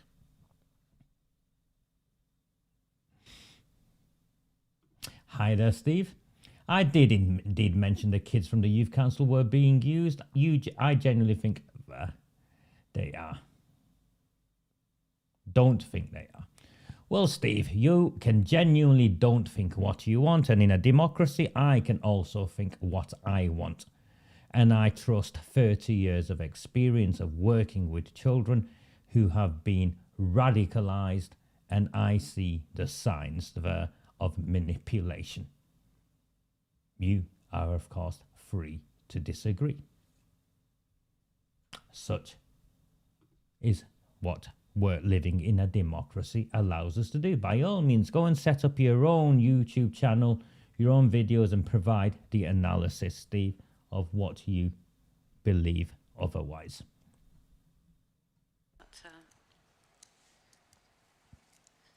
The next question comes from Bibi Khan. What will happen when the current Don't Trash Oldham campaign comes to an end? What will the council be doing to tackle the fly tipping issues we face daily? And how will not only the hotspots, but the whole borough kept clean and tidy, please? I call on Councillor Roberts to reply. Thank you, Madam Mayor. Thank you, Bibi Khan, for her question. Dealing with environmental crimes and fly tipping will remain a priority for Oldham Council once the current Don't Trash Oldham campaign comes to an end later this year, following the 2 years of dedicated activity across the borough. Looking ahead, we will need to refocus resources to deal with persistent offenders and those who are illegally collecting and disposing of waste. We will set up an environment crime team to do this. In addition, we will continue to engage with residents and communities.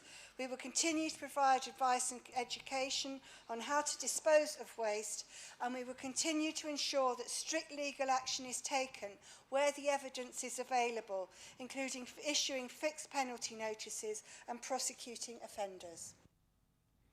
So the fly tipping issue in this town, of course, is completely out of hand. Don't Trash Oldham, the signature program hasn't worked, and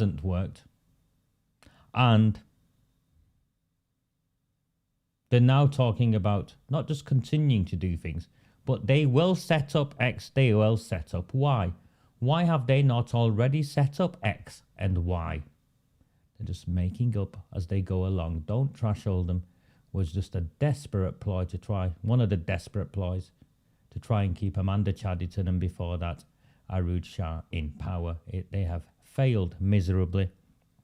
Fly tipping is on the rise across the town, and indeed maybe stop closing down tips for a start. Yeah.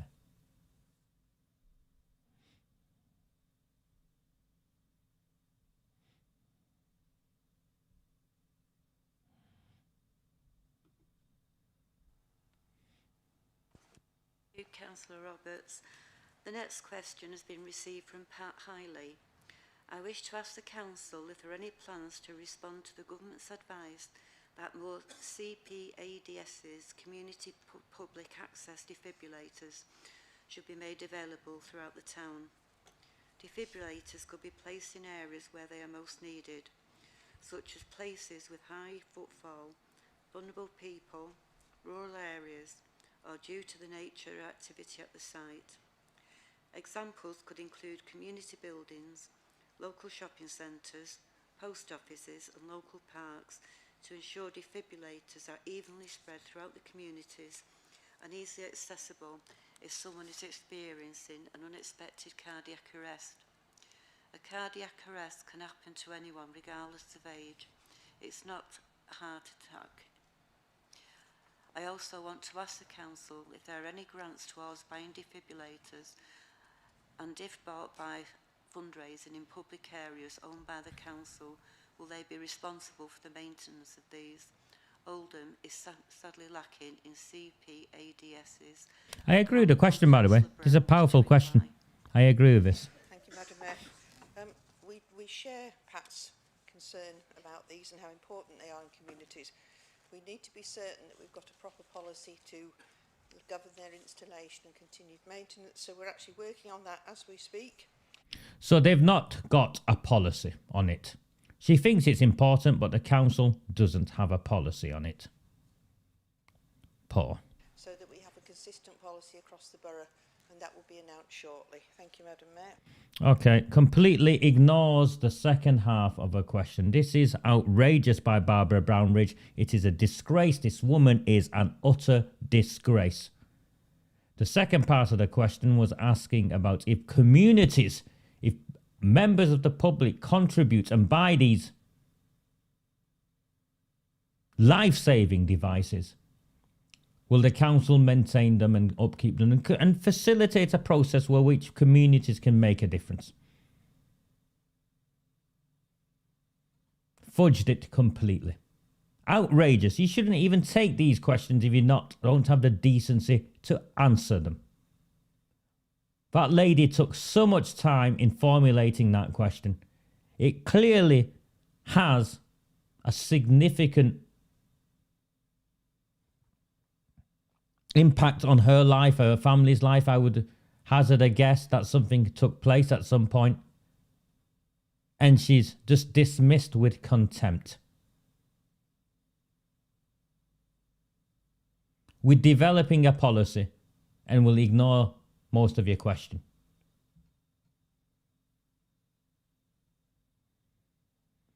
And Abdul Jabbar looks like he's on his phone.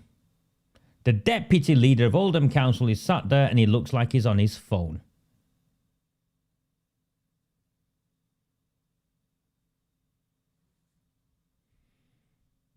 How much more are you going to take? People of my town, how much more of this are you going to accept before you go and vote them out?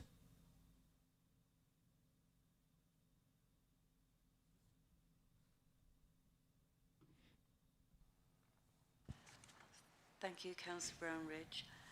The next question, which will be the last, has been received from Charlotte Watson-Lister. Can you retract the comment that the current Coliseum building is dangerous, as mentioned by Councillor Mushtaq at the last meeting? If it is dangerous, why have audiences been allowed in? I gather the level of asbestos that remains is small, and the building is safe for audiences and will remain so going forward if repaired and maintained correctly. What evidence have you got that the theatre is at the end of its lifespan, is no longer fit for purpose as mentioned by Councillor Chadderton at the same meeting? Can we please see the two building surveys that the council has had done on the Oldham Coliseum Theatre, please? One from around 2012, I believe, and one in January 2023, to see evidence of the above. Have you had repairs for the Coliseum to future-proof it costed? Surely this would be cheaper than the 24.5 million you are planning to spend on a new Coliseum. Are the plans for the new Coliseum final?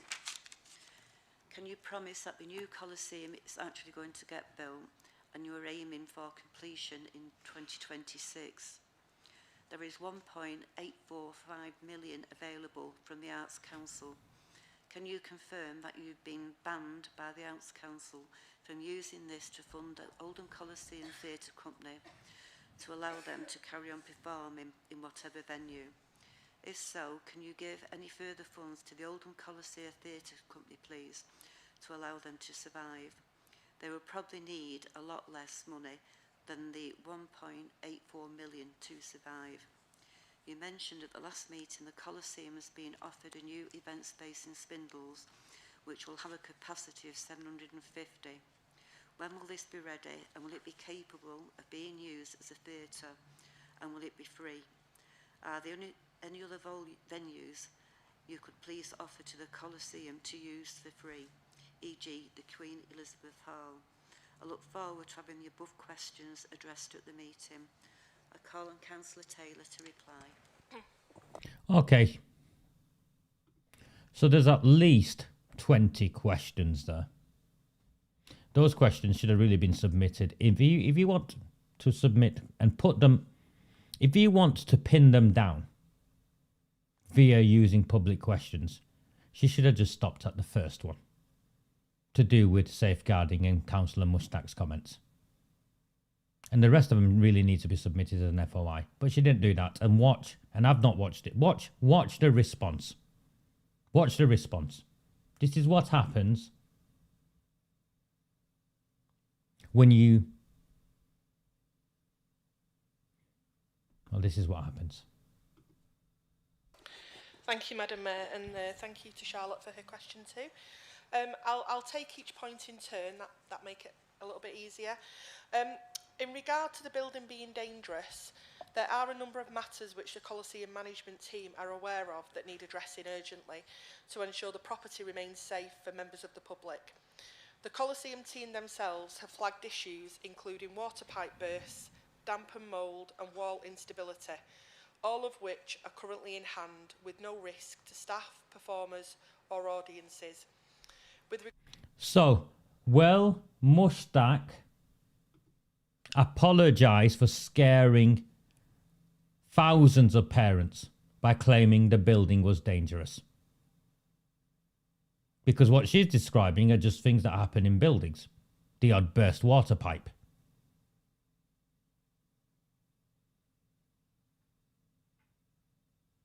Will Mushtaq apologise? Let's see. With regards to the asbestos, I can confirm that this does remain an issue throughout the building, and while it is safe while undisturbed, it will cause additional issues. Okay, so the asbestos is safe as well. It's safe, isn't it? It will cause issues if what? If I go and snort it up my nose and disturb it? Punch through a few walls maybe? What?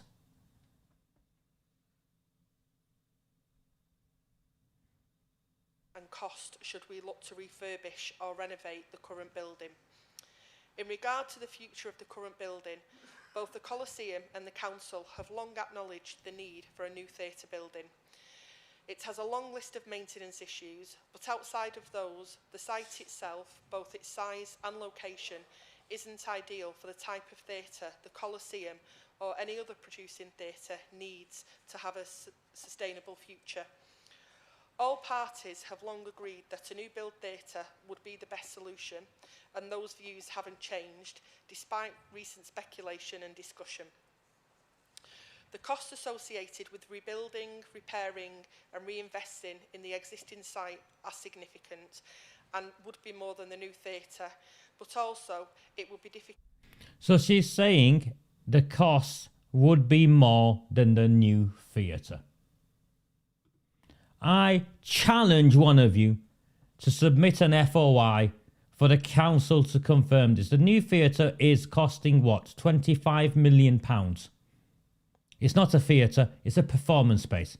So the new not for fit for purpose performance space is costing £25 million as confirmed by the council, or at least somewhere in the ballpark of that. Was it not 18 million, 19 million they were finding from their own pocket? Plus whatever else, the 6 million they got from the government. I challenge any of you to submit an FOI request saying, Councillor Elaine Taylor said this about the cost of saving the existing building exceeding what the new performance space would be. The new performance space is costed to be at, or has been announced to be at, 25 million or whatever. Find the exact figure if you're going to do it. Will Oldham Council please detail the cost analysis it has done on keeping the existing venue open that shows it'll cost more than £25 million, or whatever that figure was. And you'll see who's telling the truth. You'll see who is telling the truth. Plenty of asbestos in the Civic Centre, but that's okay. Well, Sheila, I have to apologise. I have to apologise because as soon as you said that, what crossed my mind was a thought about it being disturbed. So I have to apologise for that. How dare I think that? To meet the needs of a modern theatre by staying in that building. In terms of whether the plans for a new theatre are final, no, they're not. The plans for the new theatre building were discussed at the recent Cabinet meeting on the 27th of February, where it was agreed that continued consultation and engagement with theatre specialists would help to finalise the plans ahead of a planning application being submitted later this year, with the theatre due to open in 2026. Nonsense. With regard Absolute to the nonsense. £1.8 million of Arts Council funding for the borough, we don't have the ability to transfer this money wholly to the Coliseum to replace their lost funding. But we are continuing to have conversations with a range of arts organisations, including the Coliseum, about how we might use that money to ensure that we have continued performance in Oldham and to make sure that we can build new audiences to ensure that we have a successful and viable theatre going forwards. In regards to other venues available to the Coliseum, earlier conversations about capacity at the new theatre did include an offer for the Coliseum to use the larger event space where needed, and that would include things like the pantomime. This building will be available from 2025. But the space in the Spindles isn't a theatre, and it doesn't have the required facilities to put on a theatrical experience, does it, Elaine Taylor? Which is perhaps your misunderstanding of what a event space and a theatre space is clearly evident by your repeated use of the word theatre to describe the new space plan when it isn't a theatre. And Jack, I'm struggling to disagree with you. They are the asbestos. Not one of them can look up. Look at them. Not one of them can look up because they know how economical they are being with the truth. Unfortunately, I think it's fair to say that events have overtaken us in recent months. And the unfortunate and sad fact is that the Coliseum, as an independent organisation, has decided to close their doors at the end of March and have now taken steps to do so. I think I mentioned in my answer... Can I move an extension? I'll be brief, but just to finalise, I think I did say in the answer to my previous question to Mr Harwood, but I do think it's worth reiterating, is that we have not removed any council funding, nor have we refused any asks for funding or access to other venues. We are continuing to have conversations with the Coliseum board to see how we can best support them at this challenging time, but questions about their future of business will need to be answered by the board. Thank you. Thank you, Councillor Taylor. Okay, she didn't really answer all of the questions. Remember, there were questions about will they be sharing, will they share the risk assessments and the surveys that they've done, the costings that they've done. None of that there. So she's not answered it.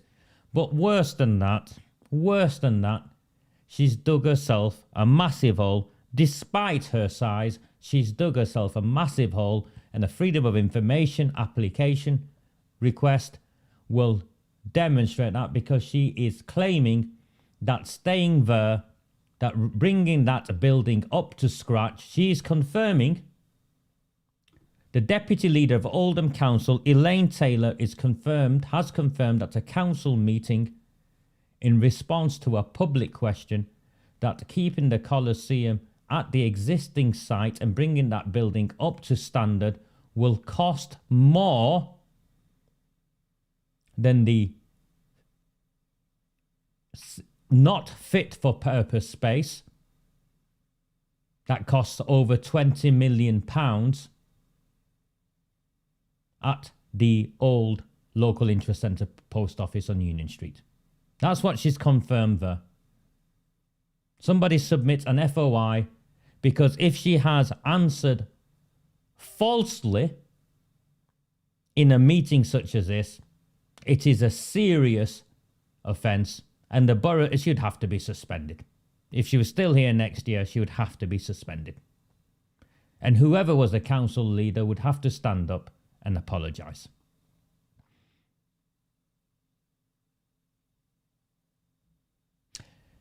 A very, very good evening to all of you. There are 374 people. So clearly there is an interest in this sort of work and this sort of analysis. Unfortunately, it is now 9:30, or well past 9:30. I've been on for 2 hours providing this analysis. Two people have kindly bought me coffees. So I'm very grateful to the 2 people who have supported me this evening in buying me coffees, from the 374 people who are watching this live transmission, my analysis of the Oldham Council meeting. The remainder of this council meeting goes into the motions, the 2 motions from the Labour Party, and of course the motions from the opposition parties. Unfortunately, I have got to be up very early. I've got to now go to a meeting somewhere. So I've got to go to a political meeting where I'm volunteering my time and my effort. I'll be back home at some point around midnight, and I'll have to be up at 5:30 a.m. to do some more work to start some work on some designs for leaflets for one of the independent parties.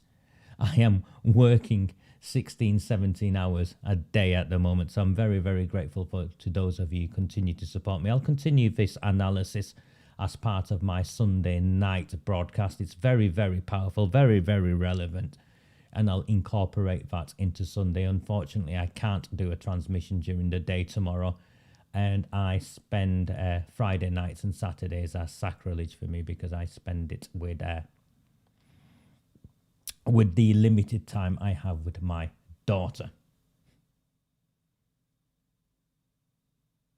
I'm grateful to the 2 people who've bought me coffees. If any of you wish to support me, then you can do so. I'm not disappointed. I'm glad I can be of help, and I will keep going for as long as I can. Thank you very, very much, Julie. And Julie, of course, and her father already support me, already sponsor me. And that's why I find this really, really painful, because I am sustained by a small number of people, whilst the majority of you take my work for free. I'll let you decide what would have become of this town if not for my sacrifices, and what would become of this town if I did not provide the analysis and insights and expertise that I do, and why it is that I am being sued, I am being dragged into police cells, and I am being relentlessly attacked. It is because I am standing up for each and one of you, each and every one of you. So please, if you can, support my work. Hopefully see you on Sunday evening. A very good evening, and thank you very, very much to all of you who've joined me. I'm very grateful. I'm forever surprised that there is this appetite for political analysis in our town. Thank you very much. Very, very much. My name is Raja Miah. I will be standing for election as for MP, not in this council chamber, but MP. I think we need to take out the man at the top. His name is James Ignatius O'Rourke McMahon, and I'm hopeful that you will support me in my efforts to do so, and we'll start that campaign once we have supported the independents in this campaign to get as many independents into the council chamber as possible. A very good evening. Good night. Thank you. Do not fear them. Do not fear any of them.